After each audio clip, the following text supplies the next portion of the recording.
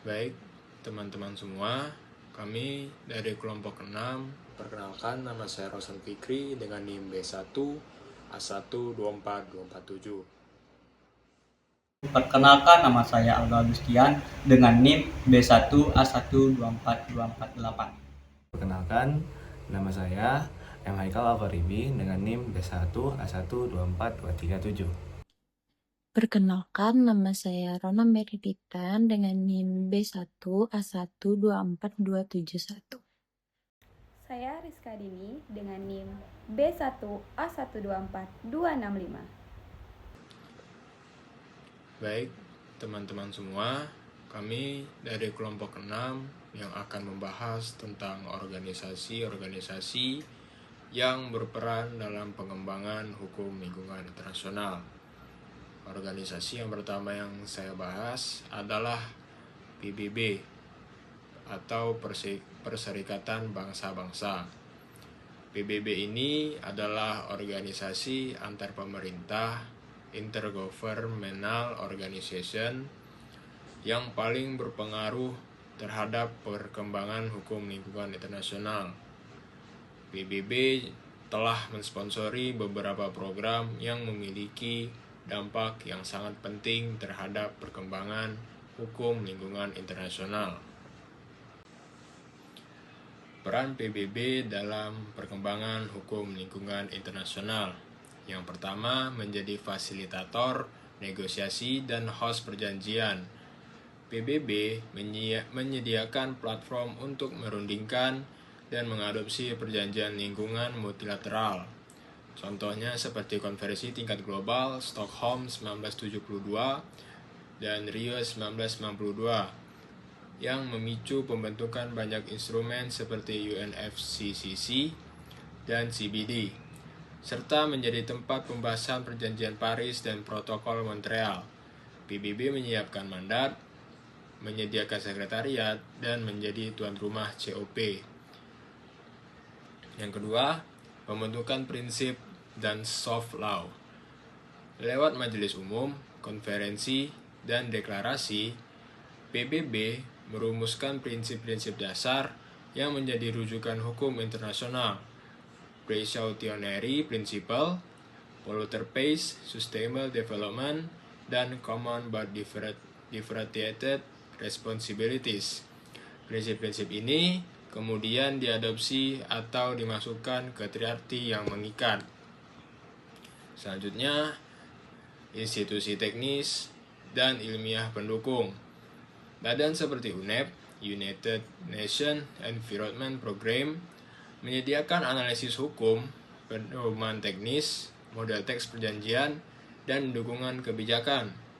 PBB juga mendukung lembaga ilmiah internasional seperti IPCC yang bekerja sama dengan UNEP dan WMO, sehingga dasar ilmiah tersedia untuk pembuatan norma hukum. Yang keempat, koordinator dan pemersatu kebijakan lintas sektor. PBB menghubungkan isu lingkungan dengan pembangunan, kesehatan, HAM, keamanan, dan ekonomi. Mendorong agar norma lingkungan dipertimbangkan dalam kebijakan sektor lain.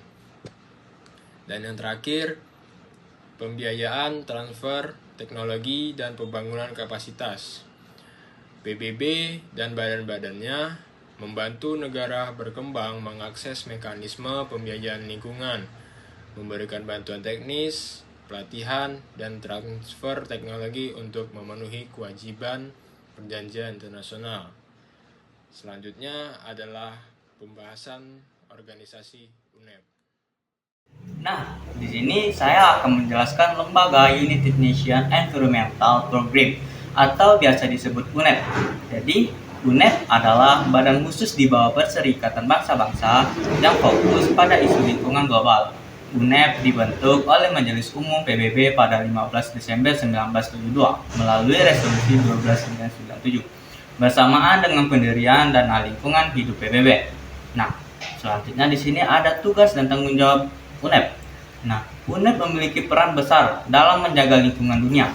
beberapa tanggung jawab utamanya adalah yang pertama, mendorong kerjasama internasional di bidang lingkungan, serta memberikan rekomendasi kebijakan kepada negara anggota. Yang kedua, mengawasi kondisi lingkungan global, mengumpulkan dan menyebarkan informasi penting mengenai perubahan lingkungan. Yang ketiga, meningkatkan kesadaran lingkungan, baik di tingkat pemerintah, sektor swasta, maupun masyarakat umum. Yang keempat, mengkoordinasikan program-program lingkungan PBB agar berjalan selaras dengan mempertimbangkan aspek lingkungan.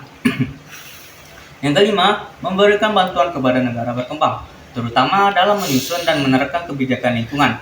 Yang keenam, menyediakan pembangunan kapasitas dan teknologi lingkungan, sehingga negara dapat meningkatkan kemampuan pengelolaan lingkungannya.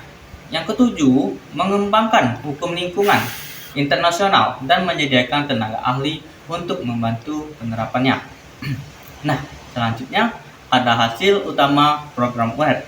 Nah, jadi UNEP ini adalah aktivitas UNEP tentu telah menghasilkan berbagai kemajuan. Di antaranya seperti penyusunan rencana internasional untuk meningkatkan perlindungan lingkungan global. Yang kedua, laporan ilmiah dan penilaian berkala sebagai dasar kesepakatan internasional terkait ancaman dan lingkungan. Yang ketiga, dukungan bagi negara-negara dalam menyusun tanggapan nasional dan internasional, termasuk saran kebijakan untuk pembangunan berkelanjutan. Yang keempat, koordinasi isu lingkungan di dalam sistem PBB. Yang kelima, peningkatan kesadaran dan kemampuan pengelolaan lingkungan di semua sektor. 6. Pemahaman yang lebih dalam tentang hubungan antara lingkungan, perlindungan manusia, pengentasan kemiskinan, dan mitigasi bencana alam. Nah, selanjutnya di sini ada 5 prioritas utama UNEP. UNEP itu memiliki beberapa faktor kerja utama. Seperti yang pertama, analisis lingkungan dan peringatan dini, pengembangan instrumen koordinasi konvensi-konvensi lingkungan internasional, alih dan pengembangan teknologi, dan yang terakhir dukungan khusus kepada kawasan Afrika. Struktur UNEP itu terdiri dari 3 tubuh utama, teman-teman. Yang pertama, Governing Council, beranggotakan 58 negara, dipilih untuk masa jabatan 4 tahun. Pembagiannya itu berdasarkan perwakilan wilayah. Nah, wilayahnya itu 16 kursi Afrika, 13 kursi Asia, 6 kursi Eropa Timur, 10 kursi Amerika Latin dan Karibia, 16 kursi Eropa Barat, dan negara lain. Tugas utamanya memberi arahan kebijakan meningkatkan kerja sesama internasional di bidang lingkungan dan menetapkan alokasi dana setiap tahun. Yang kedua, Environment Secretariat dipimpin oleh direktur eksklusif, terdiri dari sekitar 200 staf yang tugasnya itu mencakup mengkoordinasikan program lingkungan dalam sistem PBB, memberikan layanan nasihat kepada negara dan organisasi internasional, mengevaluasi efektivitas program, mengolah dana lingkungan. Yang ketiga, Environment Fund, dana ini menerima sekitar 15 juta USD per tahun dari PBB dan tambahan dana sukarela dari negara-negara untuk mendukung program lingkungan. Nah, program penting UNEP itu seperti yang pertama, GIMS atau Global Environmental Monitoring System, sebuah sistem global untuk mengumpulkan, menyimpan, menganalisis, dan menyebarkan data tentang pencemaran dan kondisi lingkungan dunia. Yang kedua, Regional Seas and Ocean Program paling sukses di UNEP yang melibatkan lebih dari 120 negara dalam berbagai kesepakatan regional. Program ini bertujuan untuk meningkatkan komunikasi antar negara pesisir, melatih penanganan tumpahan minyak dan situasi darurat laut, mengembangkan pusat pengetahuan kelautan, melakukan pemantauan bersama terhadap pencemaran perairan. UNEP juga bekerja sama dengan berbagai organisasi ilmiah, salah satunya seperti International Council of Scientific Unions, dan menerbitkan International Register of Potentially Toxic Chemicals, berisi informasi dan rekomendasi kebijakan untuk lebih dari 800 bahan kimia berbahaya. Nah, jadi secara keseluruhan UNED berperan penting dalam menjaga kesehatan lingkungan global, mendukung penelitian, membantu negara-negara dalam kebijakan lingkungan, serta mendorong kerjasama internasional untuk mewujudkan pembangunan berkelanjutan. Terima kasih. Baiklah, terima kasih kepada Saudara Aldo yang telah menjelaskan materi tentang UNED.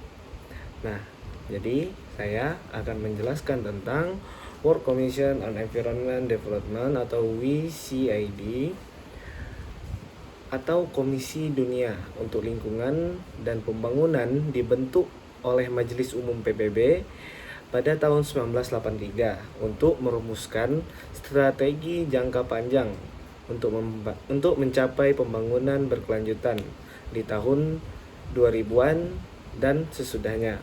WCID diketuai oleh Gro Harlem Brundtland dari Norwegia dan wakil ketuanya adalah Mansur Khalid dari Sudan. Baiklah, saya akan menjelaskan tugas apa aja sih dari WCID itu. Yang pertama adalah mengajukan strategi pembangunan jangka panjang, pengembangan lingkungan menuju pembangunan yang berkelanjutan di tahun 2000-an sampai sesudahnya. Nah, dan dari pengajuan strategi ini yang menjadi dasar pembangunan berkelanjutan di masa modern ini. Yang kedua adalah mengajukan cara-cara supaya keprihatinan lingkungan dapat dituangkan kepada kerjasama antar negara untuk mencapai keserasian antara kependudukan, sumber daya alam, lingkungan, dan juga pembangunan. Nah, yang ketiga, mengajukan cara-cara supaya masyarakat internasional dapat menanggapi secara lebih efektif pola pembangunan berwawasan lingkungan. Nah, dan yang keempat atau yang terakhir, mengajukan cara-cara mengatasi masalah lingkungan dalam waktu jangka panjang dapat ditanggapi dalam agenda aksi untuk dawarsa pembangunan. Selanjutnya, Bank Dunia. Yang pertama, struktur dan pembentukan. Kita mulai dengan melihat dari mana Bank Dunia itu berasal. Pembentukan. Bank Dunia atau IBRD lahir bersama dengan IMF pada konferensi Bretton Woods tahun 1944. Tujuan awalnya sangat fokus pada rekonstruksi dunia setelah Perang Dunia Kedua. Selanjutnya, kelompok Bank Dunia WBG. Pentingnya untuk dipahami bahwa Bank Dunia yang kita kenal hanya satu dari 4 lembaga utama. Mereka membentuk kelompok Bank Dunia. Yang pertama, IBRD adalah bank utama. Yang kedua, IDA memberikan pinjaman lunak kepada negara-negara termiskin. Yang ketiga, IFC fokus pada pembiayaan sektor swasta. Yang keempat atau yang terakhir, MIGA memberikan jaminan terhadap resiko politik investasi. Selanjutnya, struktur. Lembaga ini dipimpin oleh Board of Governors, Executive Director, dan Presiden. Ini adalah organisasi global yang anggotanya mencapai 183 negara pada tahun 2002. 2. Tujuan utama. Berdasarkan pasal 1, tujuannya tidak hanya seputar uang, tetapi seputar pembangunan ekonomi global. Yang pertama ada rekonstruksi dan pembangunan. Tujuan utamanya adalah membantu negara-negara membangun kembali atau mengembangkan wilayah mereka. Yang kedua, ada investasi dan modal swasta. Mereka bertindak sebagai katalis. Mereka mendorong dan memberikan jaminan agar modal asing dan investasi swasta mau masuk ke negara berkembang. Yang ketiga, perdagangan internasional. Mereka berupaya memajukan pertumbuhan perdagangan jangka panjang agar neraca pembayaran negara anggota tetap stabil. Yang keempat, mengelola pinjaman. Mereka mengelola pinjaman untuk proyek-proyek yang mendesak dan bermanfaat baik itu proyek kecil maupun besar. Dan terakhir yang kelima, penyesuaian kegiatan investasi. Singkatnya, mereka memastikan bahwa investasi yang dilakukan itu benar-benar sesuai dengan membantu meningkatkan kondisi bisnis dan taraf hidup di negara penerima. Yang ketiga, evolusi kebijakan lingkungan hidup. Bagian ini sangat krusial bagaimana Bank Dunia memasukkan faktor lingkungan ke dalam keputusan pinjaman mereka. Ini menunjukkan adanya evolusi yang signifikan. Yang pertama, masa awal sebelum 1980-an. Jujur saja, pada masa ini, faktor lingkungan hampir diabaikan dalam proses pinjaman. Fokusnya murni pada pertumbuhan ekonomi. Yang kedua, titik balik.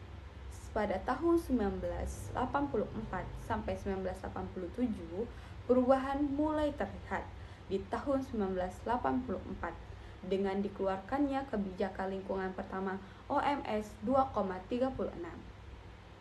Pada tahun 1987, organisasi ini dirombak total. Mereka membentuk Departemen Lingkungan. Sejak saat itu, setiap peminjaman wajib menyediakan pemaparan isu lingkungan. Terus selanjutnya, Environmental Assessment (EA), kebijakan utama yang dikeluarkan pada tahun 1989 adalah Environmental Assessment atau penilaian lingkungan. Fungsi EA ini adalah alat wajib yang memaksakan Bank Dunia dan meminjamkan untuk melihat dampak ekonomi, sosial, dan lingkungan dari sebuah proyek. Tujuannya adalah merencanakan langkah mitigasi untuk mengurangi dampak negatif. Selanjutnya yang terakhir, pendekatan baru 1992. Filosofi Bank Dunia bergeser. Mereka tidak lagi hanya ingin tidak melakukan kerusakan, tetapi beralih ke strategi yang lebih proaktif, yaitu konservasi keanekaragaman hayati dan pembangunan sosial.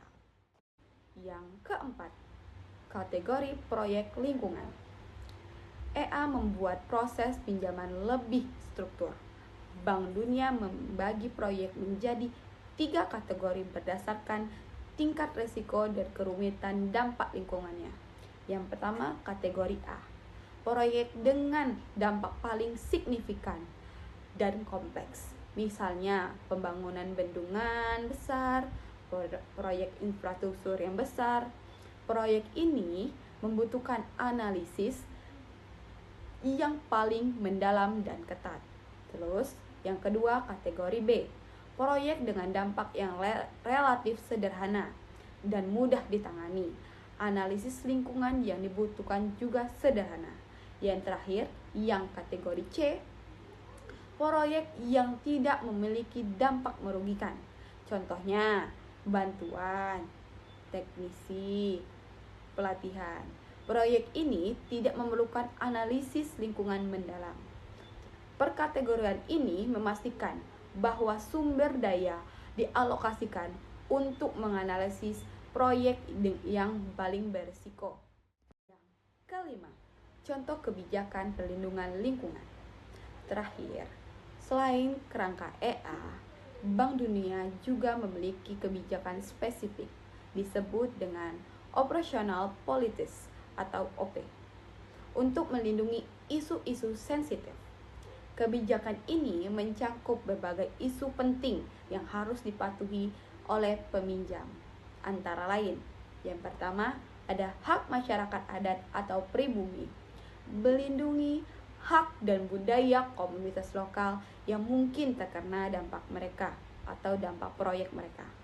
Yang kedua, limbah berbahaya dan pestisida, mengatur penggunaan dan pembuangan bahan-bahan beracun tersebut. Yang ketiga, perlindungan hutan dan warisan budaya, memastikan bahwa peminjam tidak merusak kawasan hutan atau situs bersejarah. Yang terakhir, transmigrasi paksaan, mengatur relokasi penduduk secara manusiawi dan adil jika memang terpaksa dilakukan karena proyek tersebut. Kebijakan-kebijakan ini menunjukkan komitmen Bank Dunia untuk menjaga standar sosial dan lingkungan tertinggi dalam setiap investasi global yang mereka dukung. Selanjutnya kita akan membahas tentang European Community atau EC. Pertama-tama kita akan membahas pengertian European Community atau EC. Apa itu EC? European Community adalah organisasi regional negara-negara Eropa yang bertujuan menciptakan integrasi ekonomi, sosial, dan politik. Anggotanya meliputi negara-negara seperti Belgium, Jerman, Prancis, Italia, Belanda, Portugal, Polandia, hingga Inggris. Tujuan utama EC menurut pasal 2 adalah membentuk pasar bersama dan kesatuan ekonomi serta moneter. EC juga bertujuan mendorong pembangunan berkelanjutan, pertumbuhan ekonomi stabil, perlindungan sosial, kesetaraan gender, peningkatan daya saing, perlindungan lingkungan, serta peningkatan kualitas hidup masyarakat. Kebijakan utama menurut pasal 3 untuk mencapai tujuan tersebut, EC melaksanakan berbagai kebijakan seperti yang pertama, menghapus bea cukai dan hambatan perdagangan. Yang kedua, menciptakan pasar internal dengan bebasnya pergerakan barang, orang, jasa, dan modal. Yang ketiga, kebijakan bersama seperti pertanian, perikanan, dan transportasi. Yang keempat, harmonis hukum antara negara anggota. Yang kelima, kebijakan sosial, ketenagaan kerjaan, riset, teknologi, kesehatan, pendidikan, dan budaya. Yang terakhir, peserta perlindungan konsumen, energi, dan pariwisata. Integrasi kebijakan lingkungan EC dalam pasal 6 dan pasal 174, salah satu aspek penting dari EC adalah kewajiban mengintegrasikan perlindungan lingkungan dalam seluruh kebijakannya sebagaimana diatur dalam pasal 6, sedangkan pasal 174 menegaskan 4 tujuan utama kebijakan lingkungan EC, yaitu yang pertama, memelihara dan meningkatkan kualitas lingkungan, yang kedua, melindungi kesehatan manusia, yang ketiga, memanfaatkan sumber daya alam secara bijaksana, serta yang keempat, meningkatkan kerjasama internasional dalam isu-isu lingkungan. Peran EC dalam perundang-undangan lingkungan, yaitu EC memiliki badan legislatif sendiri yang berwenang mengesahkan community law, yaitu perundang-undangan yang mengikat semua negara anggota. Kebijakan lingkungan mulai diterima secara tegas sejak konferensi Stockholm tahun 1972, bahkan pada tahun 1992 EC telah mengeluarkan lebih dari 200 regulasi lingkungan seperti standar air minum, pengaturan emisi sulfur dioksida, hingga keamanan air hujan. Selanjutnya kita akan membahas European Environmental Agency atau EEA, lembaga penting di Uni Eropa yang menangani isu lingkungan. Apa itu EEA? EEA adalah badan Uni Eropa yang menyediakan informasi lingkungan yang independen. Lembaga ini menjadi sumber utama dalam membantu negara-negara Eropa merancang, menerapkan, dan mengevaluasi kebijakan lingkungan, termasuk dalam isu udara bersih, keanekaragaman hayati, dan perubahan iklim. Sejarah dan dasar hukum EEA dibentuk berdasarkan Regulation Nomor 401 Tahun 2009 dengan jaringan pengamatan lingkungannya sudah dirintis sejak tahun 1990. EEA resmi beroperasi pada tahun 1994 dan berkedudukan di Copenhagen, Denmark. Tugas utama EEA adalah membantu Uni Eropa membuat keputusan berbasis data mengenai perlindungan lingkungan dan pembangunan berkelanjutan. EEA juga memastikan pertimbangan lingkungan masuk ke dalam kebijakan ekonomi serta mengordinasikan jaringan informasi lingkungan di seluruh Eropa. Keanggotaan dan kerjasama saat ini, EEA memiliki 33 negara anggota yang terdiri dari negara-negara Uni Eropa dan beberapa negara non-UE seperti Norwegia, Islandia, hingga Turki dan Inggris. Dalam tugasnya, EEA bekerja sama dengan banyak organisasi internasional seperti UNEP, WHO, FAO, WMO, dan Bank Dunia, serta organisasi regional seperti OECD dan Arctic Council.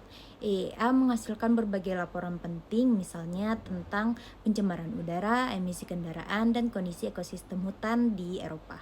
Publikasi-publikasi ini menjadi dasar dalam pembuatan kebijakan lingkungan di tingkat Eropa.